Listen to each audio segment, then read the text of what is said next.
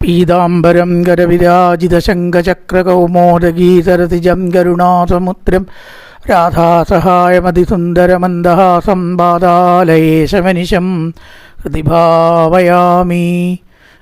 എല്ലാവർക്കും നമസ്കാരം. സനാതനധർമ്മ സംഹിതകളിലെ വിജ്ഞാന ശകലങ്ങൾ പങ്കുവയ്ക്കാനായുള്ള നാദശ്രീ ചാനലിലേക്ക് എല്ലാവർക്കും സ്വാഗതം. ഞാൻ മധുസൂദന വാര്യർ. ഈ ചാനൽ സബ്സ്ക്രൈബ് ചെയ്യാത്തവർ സബ്സ്ക്രൈബ് ചെയ്ത് സഹകരിക്കണമെന്ന് വിനീതമായി അപേക്ഷിക്കുന്നു. ഇന്ന് പറയാൻ പോകുന്ന ഭാഗം ഭീഷ്മസ്തുതി എന്ന ഭാഗമാണ്. കുന്തി സ്തുതിയാണ് പറഞ്ഞ് വെച്ചത്. പാണ്ഡവ കൗരവ യുദ്ധത്തിൽ പാണ്ഡവന്മാർ വിജയിച്ച് ധർമ്മപുത്രർക്ക് രാജ്യം ഭരിക്കേണ്ട സന്ദർഭമായപ്പോൾ അദ്ദേഹത്തിനൊരു സംശയം. അനവധി ആൾക്കാർ യുദ്ധത്തിൽ മരിച്ചത് കാരണം അച്ഛന് മക്കൾ നഷ്ടപ്പെട്ടു, മക്കൾക്ക് അച്ഛൻ നഷ്ടപ്പെട്ടു, സ്ത്രീകൾക്ക് ഭർത്താക്കന്മാർ നഷ്ടപ്പെട്ടു. ഇങ്ങനെയുള്ള പാതകം ചെയ്തിട്ടുള്ള ആ ചോരയിൽ ഇട്ട സിംഹാസനത്തിൽ ഇരുന്ന് വേണ്ടേ ഭഗവാനെ ഞാൻ ഭരിക്കാൻ? അതുകൊണ്ട് എനിക്ക് സുഖം കിട്ടുമോ? കുറേ അധർമ്മം എനിക്ക് ചെയ്യേണ്ടി വന്നല്ലോ. ഇതെങ്ങനെയാണ് ധർമ്മമാവുക? എൻ്റെ മനസ്സ് സമാധാനത്തെ പ്രാപിക്കുന്നില്ല എന്ന് പറയുകയാണ്. പലപ്പോഴും എല്ലാവർക്കും പറ്റുന്ന അബദ്ധമാണ്. പുറപ്പെട്ടിട്ടാണ് ആലോചിക്കുക, അതിന് മുമ്പ് ആലോചിക്കേണ്ടിയിരുന്നു.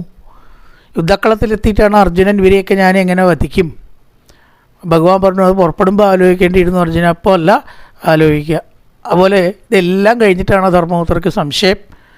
ഇനി ഇങ്ങനെ രാജ്യം ഞാൻ ഭരിച്ചു കഴിഞ്ഞാൽ അത് ധർമ്മമാവുമോ? എനിക്ക് സുഖത്തെ കിട്ടുമോ? ഒരു കാര്യം ചെയ്യാം, വിനശനം എന്ന് പറയുന്ന സ്ഥലത്ത് ശരശയിൽ കിടക്കുന്ന ഭീഷ്മരുടെ അടുത്തേക്ക് നമുക്ക് പോവാം. അദ്ദേഹത്തിനോട് സംശയങ്ങൾ ചോദിച്ചാൽ സർവധർമ്മശാസ്ത്രവും അദ്ദേഹത്തിന് അറിയാം. അദ്ദേഹത്തിനെ കൊണ്ട് മറുപടി പറയുന്നതായിരിക്കും ഇതിന് ശരി എന്ന് കരുതി. മാത്രമല്ല മരിക്കണ സമയത്ത് ആ ഭീഷ്മർക്ക് ദർശനത്തെ കൊടുക്കണം, അതുമുണ്ട് ഭഗവാന്റെ ഉദ്ദേശം. അങ്ങനെ പാണ്ഡവന്മാരാലും ഒക്കെ ചുറ്റപ്പെട്ട് ഭഗവാൻ അവിടേക്ക് പോയി. അനുജന്മാരാ ചുറ്റപ്പെട്ടതായിരിക്കുന്ന ധർമ്മപുത്രർ, കുബേരന്മാർ തൻ്റെ ആ ഭൃത്യന്മാരാ ചുറ്റപ്പെട്ടിട്ട് എങ്ങനെ ശോഭിക്കും? അതുപോലെ ശോഭിച്ചുകൊണ്ട് ആണ് കുബേര ഇവ ഗുഹ്യകൈ ആ ധർമ്മപുത്രർ അവിടേക്ക് എത്തിയത്. ഏതായാലും എല്ലാവരും ഭഗവാൻ അവിടെ എത്തി ഭീഷ്മരെ നമസ്കരിച്ചു. ഭീഷ്മർ ഇവരെയെല്ലാം നോട്ടം കൊണ്ട് വന്ദിച്ചു. എഴുന്നേറ്റിരുന്ന് സൽക്കരിക്കാനോ പൂജിക്കാനോ ആദിത്യ മര്യാദ ചെയ്യാനോ പറ്റുന്ന സന്ദർഭത്തിൽ ആ ഒരു രീതിയിലല്ലല്ലോ, പരിതസ്ഥിതിയിലല്ല അദ്ദേഹം. അപ്പോൾ തൻ്റെ ശരീരത്യാഗത്താൽ മോക്ഷം കിട്ടും എന്ന് വളരെ വ്യക്തമായൊരു മരണമാണ്, ശരീരത്യാഗമാണ് ഭീഷ്മരുടെ. എല്ലാവർക്കും അതുണ്ടാവില്ല. നമ്മൾ മരിച്ചപ്പോൾ മോക്ഷം കിട്ടുമോ, കിട്ടിയോ, എവിടേക്കാണ് പോയത്, കിട്ടിയില്ലേ നമുക്ക് പറയാൻ പറ്റുമോ? പക്ഷെ ഇതങ്ങനെയല്ല, അത് എല്ലാവർക്കും അറിയാമായിരുന്നു ഭീഷ്മർക്ക് മോക്ഷമാണ് ലഭിക്കുക. അതുകൊണ്ട് തന്നെ ആ ശരീരത്യാഗം കാണാൻ അവിടെ വളരെ വിശേഷണയുള്ള ആളുകളൊക്കെയാണ് എത്തിച്ചേർന്നിരിക്കുന്നത്. രാജർഷിമാർ, ബ്രഹ്മർഷിമാർ, അതുപോലെ തന്നെ ദേവർഷിമാർ, പർവ്വതൻ, നാരദൻ, വ്യാസൻ, ബൃഹദശ്ശൻ, ഭരദ്വാജൻ, പരശുരാമൻ തൻ്റെ ശിഷ്യന്മാരോടുകൂടി ഇങ്ങനെ ഒരു വിശിഷ്ട വ്യക്തികളൊക്കെ പലരും ആത്മജ്ഞാനത്തിൻ്റെ അങ്ങേയറ്റത്തുള്ള ഒരു ഋഷികളൊക്കെ അവിടെ എത്തിച്ചേർന്നിട്ടുണ്ട്. അവിടെ ഭഗവാൻ ഒരു പ്രത്യേക ഇരിപ്പിടത്തിലിരുന്നു. എല്ലാം അറിയാവുന്നതായിരിക്കുന്ന ഭഗവാൻ, സർവജ്ഞനും മോക്ഷം കൊടുക്കാൻ കഴിവുള്ളതും മുകുന്ദനുമായ ഭഗവാനെ കണ്ട്, പാണ്ഡവന്മാരെ കണ്ട് ഭീഷ്മരെ അന്തീഭൂതേന ചക്ഷുഷ, രണ്ട് കണ്ണിലും വെള്ളം ഇങ്ങനെ നിറഞ്ഞു എന്ന് പറയണം. പാണ്ഡവന്മാരെ നോക്കിയിട്ട് അദ്ദേഹം പറയണം, അഹോ കഷ്ടം അഹോ ന്യായം വ്യത്യോയം ധർമ്മനന്ദനാഹ ജീവിതം നാർഹത ക്ലിഷ്ടം വിപ്രധർമ്മ അച്യുതാശ്രയാ. ഇപ്രന്മാരെ ബഹുമാനമുള്ളവരെ, ധർമ്മത്തിനെ ബഹുമാനമുള്ളവരെ, അച്യുതൻ കൂടെ തന്നെയുള്ളവർ. അങ്ങനെയൊക്കെ വരുമ്പോൾ ശരിക്കും പറയാച്ചാൽ നിങ്ങൾക്ക് ദുഃഖം ഉണ്ടാവാൻ പാടില്ലാവോ? ഏതെങ്കിലും ഒന്നിനെ ആശ്രയിച്ചാൽ തന്നെ നല്ലതാണ്. അപ്പോൾ എല്ലാത്തിനെയും ആശ്രയിച്ചാലോ? നിങ്ങൾക്ക് ശ്രേയസ്സാണോ സത്യത്തിലുണ്ടാകേണ്ടിയിരുന്നത്? പക്ഷേ എന്താണ് അരക്കില്ലത്തിട്ടത് ചുടാനുള്ള ശ്രമം, ഭീമനെ വിഷം കൊടുത്ത് കൊല്ലുക, ഇങ്ങനെ നോക്കുക വെച്ചാൽ ഒരുപാട് അബദ്ധങ്ങൾ, അപകടങ്ങൾ, വിഷമങ്ങൾ, ഘട്ടങ്ങൾ നിങ്ങൾക്ക് ജീവിതത്തിൽ ഉണ്ടായി. ചെറുപ്പത്തിൽ തന്നെ പാണ്ഡു മരിച്ചതുകൊണ്ട് കുന്തി വിധവയായി, നിങ്ങൾ അച്ഛനില്ലാത്തവരായി. എന്തായിരിക്കാം ഇതിന് കാരണം? ഇത്രയൊക്കെ സൗകര്യങ്ങളുള്ള നിങ്ങളിങ്ങനെ ആവാൻ പാടുമോ? ശരിക്കും നോക്കുക വെച്ചാൽ പാടില്ല. സർവം കാലകൃതം ഇനിയൊരൊറ്റ തരയുള്ളൂ. മനുഷ്യൻ്റെ സുഖദുഃഖങ്ങളും യോഗക്ഷേമങ്ങളും പ്രത്യക്ഷേണ നമുക്ക് ആർക്കും പ്രവചിക്കാൻ പറ്റില്ല. ഉത്തരം കിട്ടാത്ത ചോദ്യം, ഉത്തരം കിട്ടുന്ന ചോദ്യം രണ്ടെണ്ണം ഉണ്ട്. ഇത് ഉത്തരം കിട്ടാത്ത ചോദ്യമാണ്. അതാണ് എന്തുകൊണ്ട് ഒരാൾ സുഖിക്കുന്നു, എന്തൊരാൾ ദുഃഖിക്കുന്നു, എന്തെല്ലാം സംഗതികൾ, എന്തെല്ലാം കാരണത്താൽ ഒരു ജീവിതത്തിൽ ഒരാൾക്ക് നേരിടേണ്ടി വരുന്നു എന്ന് പൂർണ്ണമായിട്ട് പറയാൻ ആർക്കും സാധിക്കില്ല. ഇതാണ് സത്യം. നമുക്ക് ഈശ്വര പ്രാർത്ഥന ചെയ്യുക, അല്ലെങ്കിൽ എന്തൊക്കെ സൽക്കർമ്മങ്ങൾ ചെയ്യുക, പരിഹാരങ്ങൾ നോക്കുക എന്നല്ലാതെ അത് വിജയിക്കും എന്ന് മുഴുവൻ ഉറപ്പിക്കാനൊന്നും സാധ്യമല്ല. ഇന്ന വിധത്തിലാണ് ഒരാളുടെ ജീവിതം മുന്നോട്ട് പോവുക എന്നുള്ളതിന് വ്യക്തമായ ഒരു ധാരണയോ അല്ലെങ്കിൽ അങ്ങനത്തെ ഒരു സംഗതിയോ ഇല്ല എന്ന് പറയുകയാണ്. എന്തായാലും നിങ്ങളുടെ സാഹചര്യങ്ങളൊക്കെ വളരെ ഉയർന്ന നല്ല സാഹചര്യങ്ങളാണ് നിങ്ങൾക്ക് ലഭിച്ചത്. എന്താ, എത്ര ധർമ്മസുതോ രാജ, ഏട്ടനാണ് രാജാവ്. രാജാവിൻ്റെ അനിയന്മാർക്ക് വിഷമം വരാൻ പാടുമോ? നല്ല നിലയിലാണ് ഏട്ടനും അനിയനും തമ്മിലുള്ള ബന്ധം എന്നുണ്ടെങ്കിൽ ഒരു ഏട്ടൻ രാജാവായാൽ ആ അനിയന് പിന്നെ എന്താ പേടിക്കാനുള്ളത്?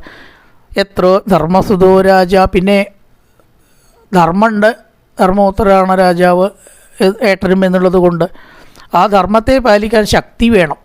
ശക്തി ഇല്ലെങ്കിൽ ധർമ്മം പാലിക്കാൻ പറ്റില്ല. ഗദാപാണിയത് മൃഗോദര, ഗത കൊണ്ട് ആരെയും കീഴടക്കാൻ കഴിവുള്ള ഭീമൻ മറ്റൊരു അനിയനായിട്ടോ അല്ലെങ്കിൽ ഏട്ടനായിട്ടോ നിങ്ങളുടെ കൂടി ഉണ്ടാവുക. പിന്നെ സർവേശ്വരനായിരിക്കുന്ന ഭഗവാൻ കൂടെ ഉണ്ടാവുക. ഇനി എന്താ വേണ്ടത്?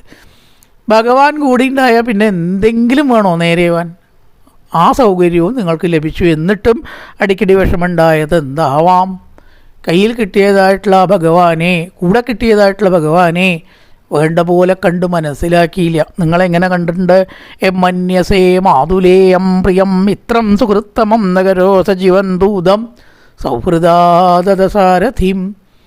ഒരു സുഹൃത്തായിട്ട് കാണുക, ഒരു മന്ത്രിയായിട്ട് കണ്ടു, തേരാളിയായിട്ട് കണ്ടു. കൃഷ്ണ തേര് തെളിച്ചോളൂ, ഞാൻ പിന്നിലിരുന്നോളാം, ഞെളിഞ്ഞിരുന്നു അർജുനൻ. പാടുമോ? തന്നേക്കാൾ വലിയ ആളെ ഡ്രൈവറാക്കാൻ പാടില്ല അല്ലേ, ചെറിയ ആളെ ആക്കാൻ പാടുള്ളൂ. ഇവിടെ അതും നിങ്ങൾ ഒപ്പിച്ചു. പിന്നെയോ ദൂത് പറയാൻ വേണ്ടി ദുര്യോധനൻ്റെ അടുത്തേക്ക് അയച്ചു. ദുര്യോധനൻ അപമാനിച്ചു. ഇങ്ങനെ എന്തെല്ലാം വേഷം കൃഷ്ണനെ കൊണ്ട് നിങ്ങൾ കെട്ടിച്ചു. ഒരു പക്ഷേ അതായിരിക്കാം നിങ്ങൾക്ക് ദുഃഖം ഉണ്ടാവാൻ കാരണം. ഭഗവാനെ ഭഗവാനായിട്ട് മനസ്സിലാക്കിയില്ല. ഏഷ വൈ ഭഗവാൻ സാക്ഷാൽ ആദ്യോ നാരായണം പുമാൻ. പാലാഴിയിൽ പള്ളി കൊള്ളുന്ന പ്രപഞ്ചത്തിൻ്റെ സിട്ടി അതുപോലെ രക്ഷാ സംഹാരം ഇതൊക്കെ സങ്കല്പം കൊണ്ട് നടത്തുന്നതായിട്ടുള്ള നാരായണനെ നിങ്ങളൊരു സുഹൃത്തായിട്ടും മന്ത്രിയായിട്ടും സാരഥിയായിട്ടും കണ്ടതാവാം. ഒരു പക്ഷേ നിങ്ങളുടെ ദുഃഖത്തിന് കാരണം. ഒരു പക്ഷേ നീ പറയുവയ്ക്കൂ, പൂർണ്ണമായിട്ട് അതാണ് എന്നങ്ങോട്ട് പറയാൻ വയ്യ എന്ന് പറയണം. അതുകൊണ്ട് ആ ഭഗവാൻ നോക്കൂ, കൗരവന്മാരുടെ ശത്രുവായിട്ട് പാണ്ഡവന്മാരുടെ മിത്രമായിട്ടൊക്കെ നിങ്ങൾ കാണും. എന്നാലും ഞാൻ ഗൗരവപക്ഷത്തായിട്ടും മരിക്കുന്ന സമയത്ത് എൻ്റെ മുമ്പിൽ ഇതാ വന്നു. ഇതിലും ഇതൊരു കാരുണ്യം ഭഗവാൻ നീ എന്താ കാണിക്കാനുള്ളത്? തഥാപ്യേകാന്ത ഭക്തേഷു പശ്യ ഭൂപാനുകമ്പിതം മെന്മേ അസുന്തജത സാക്ഷാൽ കൃഷ്ണോ ദർശനമാഗത. ഒരു മനുഷ്യന് കിട്ടാവുന്ന ഏറ്റവും വലിയ ഭാഗ്യം എന്താ അറിയോ? അത് അന്ധകാലേ അന്തേ നാരായണ സ്മൃതി. അവസാനം ഭഗവാനെ സ്മരിച്ചാൽ തന്നെ കേമാണച്ചാൽ ഭഗവാനെ കണ്ടാൽ അപ്പം എത്രയുണ്ടാവും? അപ്പം അതാണ് ഭഗവാൻ എനിക്ക് തന്നിട്ടുള്ള ഏറ്റവും വലിയൊരു ഭാഗ്യം. ഇതാ പ്രാണൻ പോകുന്ന ഈ സമയത്ത് എനിക്ക് ദർശനത്തെ തന്നു എന്നാണ്. എന്തായാലും ആ ഭഗവാൻ ശരീരം വെടിയുന്നവരെ എൻ്റെ മുമ്പിൽ നിൽക്കണേ എന്ന് പറയുകയാണ്. സദേവദേവോ ഭഗവാൻ പ്രതീക്ഷതാങ്കളേ വരം യാവതിദം ഹീനോന്മകം പ്രസന്നഹാസാരുണലോചനോല്ലതൽ മുഖാംബുജോ ധ്യാനപദചതുർഭുജ. ധ്യാനപദത്തിൽ മാത്രം കാണാൻ കഴിയുന്ന ആളാണ് ഭഗവാൻ. പക്ഷെ ആ ഭഗവാൻ ഇപ്പം എൻ്റെ പ്രത്യക്ഷമായിട്ടുള്ള നഗ്ന നേത്രങ്ങൾക്ക് ഗോചരാവുക എന്ന് പറഞ്ഞാൽ അതിലും മീതെ ഭാഗ്യം എന്താണുള്ളത്? യുധിഷ്ഠിരനോട് എല്ലാവിധ ധർമ്മത്തെക്കുറിച്ചും ചോദിക്കാൻ വേണ്ടി പറയുകയാണ് ഭഗവാൻ. ഇനി വളരെ കുറച്ച് നിമിഷമേ ഭീഷ്മർ ഈ ലോകത്തിൽ ഉണ്ടാവുള്ളൂ. എല്ലാ ധർമ്മങ്ങളും ധർമ്മപുത്ര ചോദിച്ചോളൂ, എനിക്ക് സംശയം വല്ലതും ഉണ്ടച്ചപ്പം ചോദിച്ചോളൂ. അങ്ങനെ രാജധർമാൻ, മോക്ഷധർമാൻ, അതുപോലെ തന്നെ എല്ലാ കാര്യങ്ങളും സ്ത്രീധർമ്മം, ഭാഗവതധർമ്മം, എല്ലാ ധർമ്മശാസ്ത്രത്തെക്കുറിച്ചും ഈ സമയത്ത് ചോദിക്കുകയാണ്. ആരെ? ധർമ്മപുത്രരെ ഭീഷ്മരോട്. അതിനൊക്കെ പറഞ്ഞു കൊടുത്തു. ശാന്തി പർവ്വത്തിലും അനുശാസിക പർവ്വത്തിലും പറഞ്ഞിട്ടുള്ള പർവ്വങ്ങളിൽ പറഞ്ഞതായിരിക്കുന്ന ആ എല്ലാ ധർമ്മശാസ്ത്രവും ഈ സമയത്താണ് ഭീഷ്മര് ധർമ്മപുത്രർക്ക് പറഞ്ഞു കൊടുക്കുന്നത്. വിഷ്ണു സഹസ്രനാമവും ഈ സമയത്ത് ചൊല്ലി കൊടുത്തു എന്ന് പറയുകയാണ്. ഇങ്ങനെ തൻ്റെ പ്രാണനെ വെടിയാൻ അങ്ങോട്ട് പോകുന്നതായിട്ട സമയത്ത് ഭഗവാന്റെ സ്വരൂപം ഭീഷ്മര് നന്നായി മനസ്സിലാണ്ട് ഉറപ്പിച്ചു. ഇതിലും ഇതൊരു ഭാഗ്യം എന്താ വേണ്ടത്? പക്ഷേ 2 വാക്ക് ഭഗവാനെ ഒന്ന് സ്തുതിച്ചളയാമെന്ന് തീരുമാനിച്ചു. പ്രാണൻ പോവാൻ പോകുന്ന സമയത്ത് ഉപകൽപ്പിതാപി തൃഷ്ണാ ഭഗവതി സത്വത പുങ്കവേ വിഭൂമ്നി സുതുകമുപഗതേ ക്വചിത് വികർത്തും പ്രകൃതിമുപേക്ഷിയത് ഭവത്പ്രവാഹ. ആ ഭഗവാനിൽ എൻ്റെ മനസ്സും ബുദ്ധിയും ഉറച്ചു നിൽക്കട്ടെ എന്ന് പറയുകയാണ്. എങ്ങനത്തെ ഭഗവാൻ പറയണം? സാത്തത പുങ്കവേ വിഭൂമ്നി ഭഗവതി സാത്തത പുങ്കവേ വിഭൂമിനി. ഭഗവാൻ എന്ന് പറഞ്ഞാൽ 6 ഗുണങ്ങൾ ഉള്ള ആളാണ്. ഐശ്വര്യം, യശസ്, കീർത്തി, ജ്ഞാനം, ഒന്നിനോടും ചേർച്ചയില്ലായ്മ, എല്ലാറ്റിനെയും നിയന്ത്രിക്കാനുള്ള കഴിവ്, ഇതൊക്കെ കൂടിയിട്ടാണ് ഭഗവാൻ. ഭഗവതി, ആ ഭഗവാനിൽ, 6ാമത്തെ വിഭക്തി ഭഗവാനിൽ എന്ന് പറഞ്ഞിട്ടത്. പിന്നെ വിഭുവായിട്ടത്, തൻ്റെ നിലനിൽപ്പിന് മറ്റൊരാളെ ആശ്രയിക്കേണ്ട അങ്ങനത്തെ ആൾക്കാണ് നമ്മൾ വിഭു പ്രഭു എന്നൊക്കെ പറയുക. അവ വിഭുവാണ്, സത്തുക്കളുടെ നാഥനും ആണ്. ഇനിയോ സുസുഖമുപഗതേ ക്വചിത് വികർത്തും, തൻ്റെ സുഖത്തിനായിക്കൊണ്ട് ചില അവതാര ലീലകളൊക്കെ എടുക്കും. അതൊരു നേരം പോക്കാണെങ്കിലും വലിയൊരു ഗുണമുണ്ട്. എന്താണ്? അധർമ്മികളെ ഇല്ലായ്മ ചെയ്ത് ധർമ്മത്തെ രക്ഷിക്കുന്നു. അപ്പം തൻ്റെ വിനോദത്തിനായി സ്വീകരിക്കുന്ന കാര്യങ്ങൾ പോലും ലോകരക്ഷയ്ക്കായിക്കൊണ്ട് ഉപകരിക്കുന്ന രീതിയിലുള്ള ലീലകൾ ചെയ്യുന്ന ആളാണ് ഭഗവാൻ. അങ്ങനത്തെ ഭഗവാനിൽ മരിക്കാൻ പോകുന്ന എൻ്റെ മനസ്സും ബുദ്ധിയും മറ്റെവിടേക്കും പോകാതെ ഉറച്ചു നിൽക്കട്ടെ എന്ന് പറയുകയാണ്. ത്രിഭുവനകമനന്ദമാലവർണം രവികരഗൗരവരംബരം ദദാനേ പൗരളകുലാവൃദാനനാബ്ജം വിജയസഖേരതിരസ്തുമേനവത്യാം. ആ ഭഗവാന്റെ സ്വരൂപത്തിൻ്റെ പ്രത്യേകത എന്താണ്? 3 ലോകത്തിലും വെച്ചിട്ട് സുന്ദരമായിട്ടുള്ളതാണ്. ത്രൈലോക്യമഹീയസോപി മഹിതം. ആ ശ്ലോകത്തിൽ സൗന്ദര്യോത്തരതോപി സുന്ദരതരം ഭുവനസുന്ദര രുക്മിണി സംബോധന ചെയ്യുന്നുണ്ട്. സൗന്ദര്യത്തിൻ്റെ കാര്യത്തിൽ ഭഗവാനെ കവച്ചു വയ്ക്കാൻ ഭഗവാനേക്കാൾ കൂടുതലായിട്ടൊരാൾ ഈ ത്രിലോകത്തിലൊന്നില്ല എന്ന് പറയുകയാണ്. സൂര്യരശ്മിയെപ്പോലെ തിളങ്ങുന്ന മഞ്ഞപ്പട്ട് ധരിച്ചിട്ടുള്ളത്, പാറിക്കളിക്കുന്ന കുറുനിരകളാൽ മനോഹരം ആയിട്ടുള്ളതുമായ ഭഗവാനിൽ എൻ്റെ മനസ്സും ബുദ്ധിയും ഉറച്ചു നിൽക്കട്ടെ. വിധുമ്രവിച്ചൽ കചലുളിതശ്രമവാര്യലങ്കൃതസ്യേ മമ നിശിത ശരീർവിഭിദ്യമാന ത്വജിവിലതർക്കവചേസ്തു കൃഷ്ണ ആത്മാ. യുദ്ധത്തിൽ കുതിരക്കുളമ്പടിയിൽ നിന്ന് മുയൽപോട്ട് പൊങ്ങുന്നതായിരിക്കുന്ന പൊടികൾ ഏതൊരു ഭഗവാന്റെ ശരീരത്തിലാണ് പറ്റിപ്പിടിച്ച് ശോഭിച്ചത്. മാത്രമല്ല എൻ്റെ ശരം ഏറ്റുമുറിഞ്ഞ ആ രക്തം പൂണ്ട ശരീരത്തിൽ എൻ്റെ മനസ്സും ബുദ്ധിയും ഉറച്ചു നിൽക്കട്ടെ. രക്തം ഒരു ശരീരത്തിൽ നിന്ന് പൊടിഞ്ഞാൽ അതിന് ഭംഗി ഉണ്ടാവുമോ? പൊടികൾ ഒരു ശരീരത്തിൽ പറ്റിയാൽ അതിന് ഭംഗി ഉണ്ടാവുമോ? പൊതുവേ ഇത് രണ്ടും അമംഗളാണ്, അശുദ്ധാണ് എന്നൊക്കെ പറയുക. വെയിൽ മുഴുവൻ പൊടിയായിട്ട് പോയിട്ട് കുളിച്ചു പോകാമെന്ന് പറയും നമ്മളൊരാളെ കണ്ടല്ലേ. പൊടി മുഴുവൻ പൊടിച്ചെടികൾ അണിഞ്ഞ് എന്തി വണ്ണം നടപ്പ് യശോദയും കൂടി ഭഗവാനോട് ഒരു ഘട്ടത്തിൽ പറഞ്ഞിട്ടുണ്ട്. പിന്നെ രക്തം മഹാമംഗള, രക്തമായ അവിടെ പുണ്യാഹം വേണം, ശുദ്ധം. അപ്പം ഇത് രണ്ടും ഉണ്ടായിട്ടും ഭഗവാന്റെ ശരീരത്തിന് ഭംഗിയുണ്ടായി. അതെന്തുകൊണ്ടാണ്? ഭഗവാനായതുകൊണ്ട് തന്നെ. അല്ലാണ്ട് എന്താ? ഏത് വേഷത്തിലായാലും എങ്ങനെയായാലും ഭഗവാന് ഭംഗി മാത്രമേ ഉണ്ടാവുള്ളൂ. അപ്പോൾ ഇതൊക്കെ സാധാരണ നിലയ്ക്ക് നല്ല കാര്യങ്ങളല്ലെങ്കിലും ഭഗവത് ശരീരത്തോട് ചേർന്നപ്പോൾ ആ രക്തത്തിന് ശോഭ തോന്നി എന്ന് പറയുകയാണ്. അങ്ങനെയുള്ളതായിരിക്കുന്ന ഭഗവാനിൽ എൻ്റെ മനസ്സും ബുദ്ധിയും മറ്റെവിടേക്കും പോവാതെ ഉറച്ചു നിൽക്കട്ടെ എന്ന് പറയുകയാണ്. പിന്നെയോ വിഭകിതപ്രദനാമുഖ സപതി സഖിവചോ നിശംനമധ്യേന ജപരയോർബലയോ രഥം നിവേശ്യ തിതപതി പരസൈനികാവിരക്ഷണാകൃതപതി പാർത്ഥസഖേ രതിർമമാസ്തു. തൻ്റെ സഖാവായിരിക്കുന്ന അർജുനൻ ഒട്ടേറെ സംശയങ്ങൾ യുദ്ധക്കളത്തിൽ ഉന്നയിച്ചു. അതിനൊക്കെ മറുപടി കൊടുത്തുകൊണ്ട് ഏതൊരു ഭഗവാനാണ് ആ സൈന്യങ്ങളുടെ ഇടയിൽ തേരിനെ പ്രവേശിപ്പിച്ച് നോട്ടം കൊണ്ട് തന്നെ ശത്രുക്കളുടെ ആയുസ് അപഹരിച്ചത്? സ്ഥിതപതി പരസൈനികായുരക്ഷണ. പരസൈനികം ശത്രു സൈന്യത്തിൻ്റെ ആയുസ്സിനെ നോട്ടം കൊണ്ട് തന്നെ അപഹരിച്ചു എന്ന് പറയണം. മാത്രമല്ല വിരൽ കൊണ്ട് ചൂണ്ടുകയും ചെയ്തു എന്നാണ്. എന്നിട്ട് അവരെയൊക്കെ പരിചയപ്പെടുത്തി കൊടുത്തു ഭഗവാൻ. ഇതാണ് കർണൻ, ഇതാണ് ദുശാസനൻ എന്നൊക്കെ പറഞ്ഞ് നോട്ടം കൊണ്ട് തന്നെ ആ ആയുസ്സിനെ അപഹരിച്ചതായിരിക്കുന്ന കൃഷ്ണനിൽ എൻ്റെ മനസ്സും ബുദ്ധിയും ഉറച്ചു നിൽക്കട്ടെ. വിവേകതപ്രതനാമുഖം നിരീക്ഷജനപദ വിമുഖദോഷബുദ്ധ്യാ കുമതി മഹരത് ആത്മവിദ്യയായ ചരണരതി പരമസ്യ തസ്യമേസ്തു.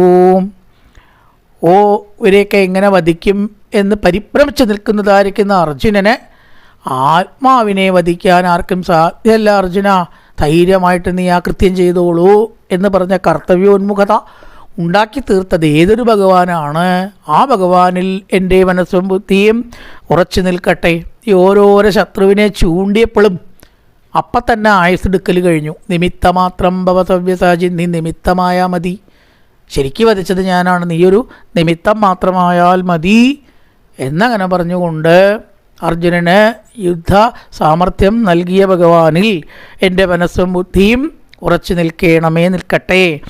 ഈ വേറൊരു കാരുണ്യം പറയണ ഭീഷ്മര സ്വനിഗമപഹായ മത്പ്രതിജ്ഞാമൃതമതികർത്തും അവപ്ലുതോരതസ്ഥ ധൃതരഥചരണോ ദയാചരഹരിരിഭംഗന്തോമിഭംഗതോത്തരീയ. അടുത്ത ശ്ലോകത്തിനോട് കൂടി തന്നെ പറയേണ്ടതാ. ശിതവിശിഖഹതോ വിശീർണതം ചക്ഷടച പരിപ്ലുത ആദതായിനോ മേ പ്രതപം അഭിസതാരമത്പദാർത്ഥം സഭവതു മേ ഭഗവാൻ ഗതിർ മുകുന്ദ. യുദ്ധത്തിൻ്റെ സമയത്ത് ഭഗവാൻ ഒരു പ്രതിജ്ഞ എടുത്തിട്ടുണ്ട് മുമ്പേ. എന്താ പ്രതിജ്ഞ? താൻ ആയുധം എടുക്കില്ല. ഭീഷ്മർ എന്തോ കാരണം കൊണ്ട് പ്രതിജ്ഞ എടുത്തു. എന്ത്? താൻ ഭഗവാനെ കൊണ്ട് ആയുധം എടുപ്പിക്കും. പരസ്പര വിരുദ്ധമായിട്ടുള്ള ഈ പ്രതിജ്ഞ ഒന്നേ നടക്കുള്ളൂ. കാരണം ഒരാൾ ആയുധം എടുപ്പിക്കുന്നതാണ് പറഞ്ഞത് ഭഗവാൻ, അല്ല ഭീഷ്മരെ ഭഗവാനെ കൊണ്ട്.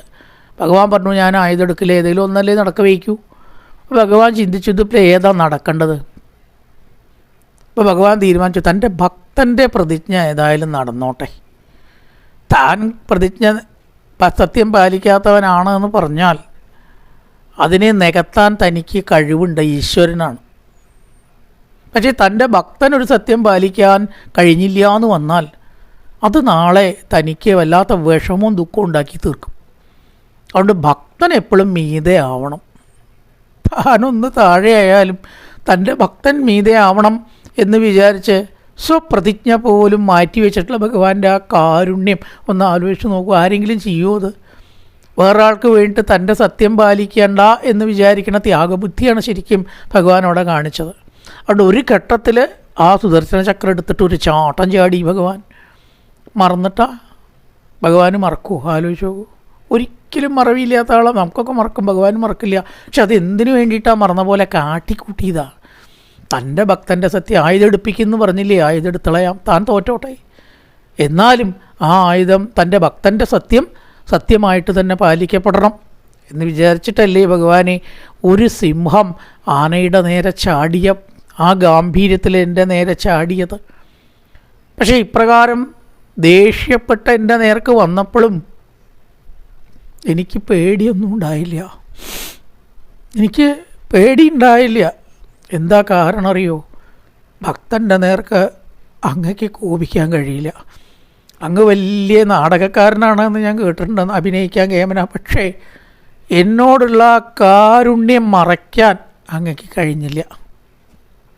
അത് മറച്ച് പൂർണ്ണ ക്രൂരത അഭിനയിക്കാൻ അങ്ങക്ക് സാധിച്ചില്ല. എവിടെയോ ആ കണ്ണിൻ്റെ കോണിൽ ഒരു കാരുണ്യമുള്ളത് ഞാൻ കണ്ടു. അതുകൊണ്ടാണ് എനിക്ക് പേടിയില്ലാണ്ടിരുന്നത്. അപ്പം എന്തോ അതിൻ്റെ ഉള്ളൊരു കളിയുണ്ട് എന്ന് ഞാൻ തീരുമാനിച്ചു. ചക്രം കൊണ്ടൊന്നും അങ്ങേക്ക് എന്നെ ഉപദ്രവിക്കാൻ കഴിയില്ല. ഭക്തനെ കൊല്ലാൻ അങ്ങേക്ക് കഴിയുമോ? ഒട്ടേറെ വധം നടത്തിയതാണ് ആ ചക്രം. പക്ഷെ ഒരു ഭക്തനെ കൊന്നതായിട്ട് ഇന്ന് വരെ കേട്ടിട്ടില്ല. പിന്നെ എങ്ങനെ അങ്ങ് എന്നെ കൊല്ലുക? എൻ്റെ കഷ്ടകാലം കൊണ്ട് ഞാൻ ദുര്യോധനൻ്റെ ഭാഗത്തായി പോയി എന്നല്ലാതെ ധർമ്മബോധം എനിക്കുണ്ട്, ഭക്തി എനിക്കുണ്ട്, കൃഷ്ണൻ്റെ മഹത്വം അറിയുന്ന ആളാണ് ഞാൻ. ഇത് അങ്ങേക്ക് അറിയാം. അതുകൊണ്ട് എനിക്ക് പേടിയുണ്ടായില്ല. അങ്ങയുടെ ചക്രം കൊണ്ട് ഞാൻ കൊല്ലപ്പെട്ടതും ഇല്ല. ഉത്തരായണം വന്നിട്ട് പിന്നെ സ്വാഭാവിക മരണമാണ് ഉണ്ടായത് എന്ന് പറയുകയാണ് ഭീഷ്മര്. അപ്പോൾ ഭക്തൻ്റെ സത്യത്തെ സത്യമാക്കി തീർക്കാൻ സ്വന്തം സത്യം മാറ്റിവെച്ചതായിട്ടുള്ള ആ കാരുണ്യം അപാരം തന്നെ എന്ന് പറയുകയാണ് ഭീഷ്മര്. പിന്നെയോ പറയുകയാണ് വിജയ കുടുംബ വിജയരഥകുടുംബാപ്തതോത്രേതഹൈരശ്മിനി തച്ചിയക്ഷണീയേ ഭഗവതിരിതിതത്വമേ മുമൂർഷോര്യമിക നിരീക്ഷകഥാ അഥാ സ്വരൂപം. ഭാരതത്തിലെ എല്ലാവർക്കും മോക്ഷം കിട്ടിയെന്നാണ്. നമ്മൾ വിചാരിക്കും പാണ്ഡവന്മാർക്ക് മാത്രമേ മോക്ഷം കിട്ടിയുള്ളൂ. ശരിക്കും കൗരവന്മാർക്കാണ് ആദ്യം മോക്ഷം കിട്ടിയത്. കാരണം അവർ കൃഷ്ണൻ്റെ മുഖം കണ്ടു. തൻ്റെ അഭിമുഖമായിട്ട് അർജുനോട് ചേർന്ന് നിൽക്കുന്ന കൃഷ്ണനെ മുഖം കാണാൻ ആർക്കാ സാധിക്കുക? ശത്രുക്കൾക്ക്. അപ്പോൾ മുഖം കണ്ടു മരിച്ചവർക്കല്ലേ കൂടുതൽ മോക്ഷത്തിന് അർഹത. പാണ്ഡവന്മാർക്ക് പിൻഭാഗത്രേ കാണാൻ പറ്റിയുള്ളൂ. പിൻഭാഗ അധർമ്മ എന്നാണ് പറയുക. അതുകൊണ്ട് കൗരവന്മാർക്ക് മോക്ഷം കിട്ടി, പാണ്ഡവന്മാർക്ക് കുറേ കഴിഞ്ഞിട്ടേ മോക്ഷം കിട്ടിയുള്ളൂ. മോക്ഷം കിട്ടിയിട്ടോ, പക്ഷെ വളരെ കഴിഞ്ഞിട്ടാണ് കിട്ടിയത്. ആ മുൻഗണന ആർക്കാണ് കിട്ടിയത് എന്ന് ചോദിച്ചാൽ കൗരവന്മാർക്കാണ്. അപ്പോൾ ഒരുപോലെ ശത്രുമിത്ര വ്യത്യാസമില്ലാതെ കൗരവയുദ്ധത്തിൽ പങ്കെടുത്തവർക്കെല്ലാം മോക്ഷം കിട്ടി. അത്ര കേമായിരുന്നു ഭാരതയുദ്ധം. നമ്മളൊക്കെ വിചാരിക്കും ഒരുപാട് ആൾ മരണപ്പെട്ടു, ഒരുപാട് യുദ്ധക്കളായി, ചോര ഒഴുകി, ചോരപ്പുഴ ഒഴുകി, ഒരുപാട് ആൾക്കാർക്ക് മക്കളില്ലാണ്ടായി. ശരിയാണ്. പുറത്തേക്ക് നോക്കുമ്പോൾ അങ്ങനെയൊക്കെ സംഭവിച്ചാലും ആ ആത്മാക്കൾക്കൊക്കെ മോക്ഷം കിട്ടി എന്ന ഒരു പ്രത്യേകത ഭാരതയുദ്ധത്തിന് മാത്രമേ ഉണ്ടായിട്ടുള്ളൂ. വേറൊരു യുദ്ധത്തിനും ആ പ്രത്യേകതയില്ല. കാരണം ഒരു യുദ്ധത്തിലും ഭഗവാൻ നേരിട്ട് പോയതായിട്ട് നമുക്ക് അറിവില്ലാവോ? ഇത്രയോ യുദ്ധങ്ങളുണ്ടായിട്ടൊക്കെ ഭഗവാൻ നേരിട്ട് പോയിട്ടുള്ള യുദ്ധം എന്ന് പറഞ്ഞിട്ടുണ്ടോ? നിശ്ചയില്ല കേട്ടോ. നമ്മൾ ഇങ്ങനെ നോക്കുമ്പോൾ കാണാനില്ല. അപ്പോൾ ആ ഒരു ഭാഗ്യം ഭാരത യുദ്ധത്തിൽ പങ്കെടുത്തവർക്കൊക്കെ കിട്ടി. അതാണ് ഭഗവാൻ അർജുന കൊന്നോളൂ, ധൈര്യമായിട്ട് കൊന്നോളൂ എന്ന് പറഞ്ഞതേ. ഒന്നും കാണാണ്ട് ഭഗവാൻ പറയുമോ? കാരണം അവർക്കൊക്കെ കിട്ടാൻ പോണത് എന്താ അറിയോ? മോക്ഷമാണ്. അതിലും ഇത് എന്ത് ഗുണമാണ് കിട്ടണതെന്ന്, ഒരു ജീവൻ എന്ത് ഗുണമാണ് കിട്ടണത്? അതുകൊണ്ടാണ് അങ്ങനെയുള്ള ഭഗവാനിൻ്റെ മനസ്സും ബുദ്ധിയും ഉറച്ചു നിൽക്കട്ടെ. ഇവിടെ പറയണ ലളിതഗതി വിലാസ ബൽഗുഗാത പ്രണയ നിരീക്ഷണ കൽപ്പിതോരുമാന കൃതമനുകൃതവത്യ ഉന്മദാന്ധ പ്രകൃതി മകൻ കില യസ്യ ഗോപവധ്വ. ഒരു കാര്യം നിങ്ങൾ ആലോചിച്ചോളൂ. ആ ഭഗവാനെ കിട്ടണം, സ്വന്താക്കണം എന്ന് വിചാരിച്ചിട്ട് കഠിന തപസ്, കുറേ ജ്ഞാനം സമ്പാദിക്കുക, അതൊന്നും വേണ്ട എന്ന് പറയുക. അതിൻ്റെ ഒന്നും ആവശ്യമില്ല കേട്ടോ. ഇതിനൊന്നും നിങ്ങൾക്ക് കഴിവില്ല വെച്ചാൽ ഭക്തി മാത്രം മതി. കൃഷ്ണ ഉറക്കം വിളിച്ചാൽ മതി. അതുകൊണ്ട് ഭഗവാൻ സന്തോഷിച്ച് നിങ്ങൾക്കും ഈ മോക്ഷം കിട്ടും. ഋഷിമാരും അത് വളരെ ജ്ഞാനികളും എവിടെയാണ് ചെന്ന് എത്തുന്നത് അവിടെ തന്നെ ഒരു സാധാരണക്കാർക്ക് എത്തിച്ചേരാം അല്ലേ? ഹരിനാമകീർത്തന പ്രതുവായ പെണ്ണിനും ഇരപ്പനും ദാഹകനും അതുപോലെ ശബരിക്കും ഗോപത്രികൾക്കും ഒക്കെ ഭഗവാൻ സ്വന്തമായിട്ടുണ്ട്. ഗോപത്രികൾ ബ്രഹ്മാവിനേക്കാളും ശിവനേക്കാളും മഹത്വമുള്ളതാക്കി തീർത്തു ഭഗവാൻ. അങ്ങനെയാണ് കണ്ടത് അവരെ. ബ്രഹ്മാവിനേക്കാളും ശിവനേക്കാളും ഈ പാല് വിറ്റ് നടക്കുന്ന സ്ത്രീകളെ എങ്ങനെയാണ് അവിടെ ഉയർത്തിലെത്തിയത്? കൃഷ്ണ രാമ ഗോവിന്ദ ഗോവിന്ദ ദാമോദര മാധവേദി ജപിച്ചതുകൊണ്ട്. അല്ലാണ്ട് അവർക്ക് എന്താ അറിയുക? ജ്ഞാനമുണ്ടോ? തപസ്സുണ്ടോ? ഒന്നുമില്ല. ഒന്നും ആവശ്യമില്ല. കൃഷ്ണ അനുഗ്രഹം നമുക്ക് നേടണം എന്നുണ്ടെങ്കിൽ ശുദ്ധമായിട്ടുള്ള ഭക്തി മതി കേട്ടോ. അതാണ് ഭഗവാന്റെ ഒരു പ്രത്യേകത. ജ്ഞാനികളെ അനുഗ്രഹിക്കുള്ളൂ, തപസ്സികളെ അനുഗ്രഹിക്കുള്ളൂ. അങ്ങനെയൊന്നും ഭഗവാനില്ല കേട്ടോ. പാണ്ഡവന്മാരോട് പറയണം, മുനിഗണ നൃപപര്യ സങ്കുലേന്ദ്ര സദസി യുധിഷ്ഠിരരാജസൂയ ഏഷ അർഹണമുപഭേദ ഈക്ഷണീയോ മമദിശിഗോചര ഏഷ വിരാത്മാ. നിങ്ങൾക്ക് ഭഗവാന്റെ മാഹാത്മ്യം എന്തിനാ ഞാൻ പറഞ്ഞ് കേൾപ്പിക്കണത്? അത് സ്വയം അനുഭവിച്ചവരാണ് യുധിഷ്ഠിര. ആ രാജസൂയം ഇത്ര കേമായത് ആരുടെ കഴിവുകൊണ്ടാണെന്നറിയോ? ധർമ്മപുത്രയുടെ കഴിവുകൊണ്ടൊന്നുമല്ല. ധർമ്മപുത്രയേക്കാൾ കഴിവുള്ള രാജാക്കന്മാരും ചക്രവർത്തിമാരും ഒക്കെ അന്നുണ്ട്. കൃഷ്ണൻ അവിടെ രക്ഷാധികാരിയായി പ്രവർത്തിച്ചതുകൊണ്ടാണ്. ആ ഒരു ബുദ്ധി ഔചിത്യം ധർമ്മപുത്രർ പ്രവർത്തിച്ചു. അത് ശരിക്ക് കുറുക്കി കൊള്ളുകയും ചെയ്തു. എല്ലാവരും കിരീടകോട്ടിയേടിത പാദപീഠ, തങ്ങളുടെ കിരീടം ധർമ്മപുത്രരുടെ കാൽക്കൽ മുട്ടത്തക്ക വിധം നമസ്കരിച്ചു. സർവരെ കൊണ്ടും നമസ്കരിപ്പിച്ചു ഭഗവാൻ എന്നർത്ഥം. അപ്പോൾ ഭഗവാനെ രക്ഷാധികാരിയായിട്ട് അഗ്രപൂജയ്ക്ക് തിരഞ്ഞെടുത്തതുകൊണ്ടാണ് നിങ്ങളുടെ രാജസൂയം ഇത്രയധികം കേമായത്. അതുകൊണ്ട് നിങ്ങൾക്ക് ഭഗവാന്റെ മഹാത്മ്യം ഞാൻ പറഞ്ഞ് കേൾപ്പിക്കേണ്ട കാര്യമില്ല എന്ന് പറയുകയാണ്. തമീമ മഹമജം ശരീരഭാജാം ഹൃതിഗതി തിഷ്ഠിതമാത്മകൽപ്പിതാനാം പ്രതിദൃശമിവനേകതർക്കമേകം സമധിഗതോത്മവിദൂതഭേദമോഹ. അത്തരത്തിലുള്ളതായിരിക്കുന്ന എല്ലാ ശരീരത്തിലും അന്തര്യാമിയായി വസിക്കുന്ന വിവിധ ജലപാത്രങ്ങളിലോ അല്ലെങ്കിൽ ജലാശയങ്ങളിലോ ശോഭിക്കുന്നതായിരിക്കുന്ന സൂര്യനെ പോലെ. അങ്ങനെ ഉപമിച്ചത് സൂര്യൻ ഒറ്റൊന്നേ ഉള്ളൂ അല്ലേ? 2 സൂര്യൻ ഉണ്ടോ? പക്ഷെ ആ സൂര്യൻ തന്നെയാണ് വിവിധ ജലാശയത്തിലും പാത്രത്തിലും പലതായിട്ട് കാണാം. 10 പാത്രം ഉണ്ടച്ചാൽ 10 പാത്രത്തിൽ വെള്ളത്തിൽ 10 സൂര്യൻ ഉണ്ട് എന്ന് നമുക്ക് തോന്നും. ഓരോ പാത്രത്തിൽ നോക്കുമ്പോൾ അവിടെയൊക്കെ അതാ സൂര്യൻ ഇല്ലേ. ഇതേപോലെ വിവിധ ഹൃദയത്തിൽ ആ ശരീരത്തിൽ അന്തര്യാമിയായി സൂര്യനെ പോലെ, സൂര്യൻ ജലാശയത്തിൽ എന്ന പോലെ ശോഭിക്കുന്നതായിരിക്കുന്ന ഭഗവാനെ ഹൃദയത്തിൽ ആലിംഗനം ചെയ്തിട്ട് ശരീരമാകുന്ന കൂട് ഇതാ ഇവിടെ ഞാൻ ഇട്ടു പോകുന്നു, ഉപേക്ഷിച്ചു പോകുന്നു.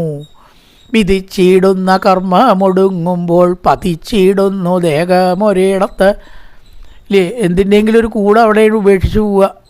ഈ പാമ്പ് അതിൻ്റെ സമയമായ അതിൻ്റെ തോല് ഉപേക്ഷിച്ച് പോകും അത്ര. അതുകൊണ്ട് പാമ്പിന് ശേഷം ഒരു കുഴപ്പമില്ല, ഒരു ആശ്വാസം ഉണ്ടാവുക. പഴയ തോലൊക്കെ പോയില്ലോ, പുതിയ തോല് വന്നിട്ട് അത്രേ പഴയ തോല് പോവുക, ഒരാശ്വാസമാണ് ഉണ്ടാവുക. ഇതേപോലെ മരിക്കുമ്പോൾ ആശ്വാസം ഉണ്ടാവുക വലിയ ബുദ്ധിമുട്ടുള്ള കാര്യം ആർക്കെങ്കിലും ഉണ്ടാവുമോ? അത് അത്ര വേദനയായിരിക്കും ശരീരം വിടുമ്പോൾ ഉണ്ടാവുക. അതൊന്നും ഇവിടെ ഭീഷ്മർക്ക് ഉണ്ടായില്ല. അതെന്താ കാരണം? സുഖമായിട്ട് പുഞ്ചിരി തൂകിയിട്ട് സുന്ദരമായിട്ട് ഭഗവത് സ്മരണയോട് കൂടിയിട്ട് ശരീരം ഉപേക്ഷിക്കുക എന്ന് പറഞ്ഞാൽ അതൊരു നല്ല അനുഭവമാണ്, എല്ലാവർക്കും കിട്ടില്ല അത്രേ. അത് അങ്ങനെ വിദൂത ഭേദമോഹ എല്ലാവിധ ഭേദബുദ്ധികളും മനസ്സിൽ നിന്ന് ഉപേക്ഷിച്ചിട്ട് ഈ ശരീരത്തെ ഇവിടെ അങ്ങോട്ട് ഉപേക്ഷിച്ചിട്ട് പോയി എന്ന് പറയണം. ആത്മന്യാത്മാനമാപേക്ഷ സ്വന്തശ്വാസൗഭാരമൻ. ശരീരത്തെ ഇന്ദ്രിയങ്ങളെ മനസ്സിലും മനസ്സിലെ ആത്മാവിനെ ആത്മാവിലും തന്നെ വിലയിപ്പിച്ചുകൊണ്ട് മോക്ഷം അവിടെ പ്രാപിച്ചു. അവിടെ തൂഷ്ണിയും വയാംസീവദിനാത്യേ, വൈകുന്നേരങ്ങളിൽ കുറേ കലവില കൂട്ടിയിട്ട് ഈ കാക്കകൾ നിശബ്ദരാവുത്രേ. ഒരു ഘട്ടം വന്നാൽ ഒക്കെ നിശബ്ദരായിട്ട് പിന്നെ ഉറങ്ങുക. നമ്മളെപ്പോലെ 10 മണിക്കല്ല, ജീവികൾക്കൊരു നിയമമുണ്ട്, പ്രകൃതി നിയമം. നേരത്തെ ഉറങ്ങുക, നേരത്തെ എണീക്കുകയും ചെയ്യില്ലേ. കാക്ക കരയുമ്പോൾ എണീക്കുക എന്നാണ് നമ്മൾ പറയുക. നേരത്തെ എണീക്കുക, നേരത്തെ കിടക്കുക. അവർക്കും കൂടി അറിയാം കേട്ടോ, early to bed and early to rise. ആരും പഠിപ്പിച്ചിട്ടല്ലാതെയോ. അപ്പോൾ ആ സന്ധ്യാസമയത്ത് കാക്കകൾ നിശബ്ദരാവുന്നത് പോലെ അതുവരെ കലവില കൂട്ടും. ഏതെങ്കിലും മരത്തിൻ്റെ മുകളിൽ ഇവർ കൂടിയാൽ ഭയങ്കര പ്രശ്നം. പിന്നെ സന്ധ്യ ഉണ്ടാകുമ്പോൾ ഒക്കെ നിശബ്ദമാവുന്നത് പോലെ എല്ലാവരും ഈ കാഴ്ച കണ്ട് നിശബ്ദത വയാംസീവ ദിനാത്യയെ, സന്ധ്യയ്ക്ക് കാക്കകൾ നിശബ്ദരാകുന്നത് പോലെ നിശബ്ദരായി നോക്കി നിന്നു. അവിടെ ദുന്ദുഭി വാദ്യങ്ങൾ മുഴങ്ങി, ദേവന്മാർ വാദ്യഘോഷങ്ങൾ മുഴക്കി. അങ്ങനെ ആ മോക്ഷമാകുന്ന മഹോത്സവത്തെ അവരെല്ലാവരും ആഘോഷബുദ്ധിയാ കണ്ടു. വളരെയധികം അത്ഭുതകരമായിട്ട് നോക്കി നിന്നു എന്ന് പറയണം. അങ്ങനെ അതിനുശേഷം അവരുടെ സാമ്പരായ ക്രിയകളൊക്കെ ചെയ്യാൻ വേണ്ടിയിട്ടുള്ള അടുത്ത ശ്രമങ്ങളാണ് നോക്കുന്നത്. പിന്നീട് ഭഗവാന്റെ ദ്വാരകാഗമനമാണ്, ശ്രീകൃഷ്ണ ദ്വാരകാഗമനം എന്ന് പറയുന്ന ആ ഭാഗത്തേക്കാണ് കടക്കുകയാണ്. അത് നമുക്ക് മറ്റൊരു ഭാഗത്തിൽ ചിന്തിക്കാം. കായേന വാചാ മനസേന്ദ്രിയേർവാ ബുദ്ധ്യാത്മനാ വാ പ്രകൃതി സ്വഭാവാത് കരോതി യത്യസകലം പരസ്മൈ നാരായണായേതി സമർപ്പയാമി. ഓം പൂർണ്ണമദ പൂർണ്ണമിദം പൂർണ്ണാത് പൂർണ്ണമുദച്യതേ പൂർണ്ണസ്യ പൂർണ്ണമാദായ പൂർണ്ണമേവാവശിഷ്യതേ. ഓം ശാന്തി ശാന്തി ശാന്തി. ഹരി ഓം ശ്രീ ഗുരുഭ്യോ നമഃ. ഹരി ഓം.